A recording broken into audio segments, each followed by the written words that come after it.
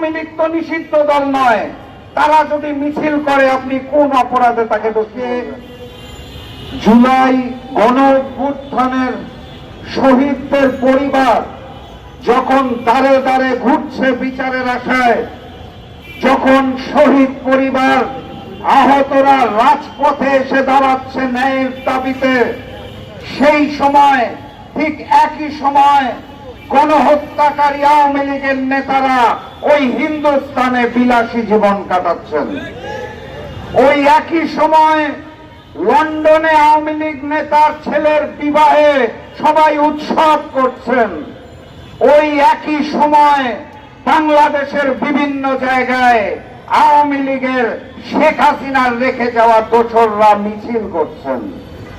আমি তাদেরকে দোষ দিই না, আমি মনে করি না এটা তাদের অপরাধ।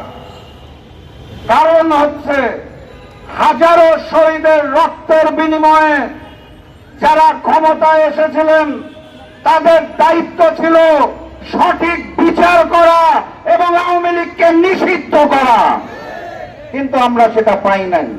8 মাস পার হয়ে গেছে, এখনো পাই নাই। আওয়ামী লীগ তো নিষিদ্ধ দল নয়, তারা যদি মিছিল করে আপনি কোন অপরাধে তাকে দোষী বলবেন? কেন তাকে নিষিদ্ধ করা যায় নাই? সরকার বিভিন্নভাবে অন্তর্বর্তী সরকার বলার চেষ্টা করছেন এটা তো আইনের মধ্যে পড়ছে না।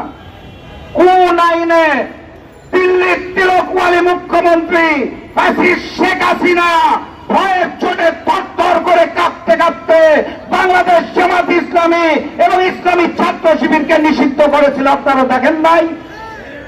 সন্ত্রাস বিরোধী আইন আপনারা জানেন না? কোন আইনে আপনারা আওয়ামী ছাত্রলীগকে নিষিদ্ধ করলেন? তাহলে আমরা জানতে চাই। আওয়ামী ছাত্রলীগ যদি নিষিদ্ধ হতে পারে, সেই আওয়ামী ছাত্রলীগকে হত্যা করার হুকুমদাতা, অস্ত্রদাতা, পরামর্শদাতা, গুলিদাতা আওয়ামী লীগ কেন নিষিদ্ধ হবে না? আওয়ামী ছাত্রলীগ যদি নিষিদ্ধ হয় তাহলে আওয়ামী ছাত্রলীগের বাপ ওই আওয়ামী লীগকেও নিষিদ্ধ করতে হবে চিরতরে।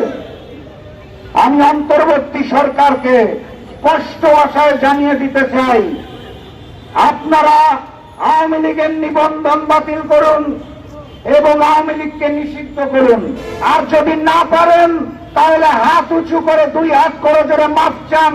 ইনশাল্লাহ আমরা একত্রিত হয়ে রাজপথে নামবো, জুলাই আগস্টের মতো আওয়ামী লীগকে প্রতিরোধ করব এবং চিরতরে নিষিদ্ধ করবো ইনশাল্লাহ।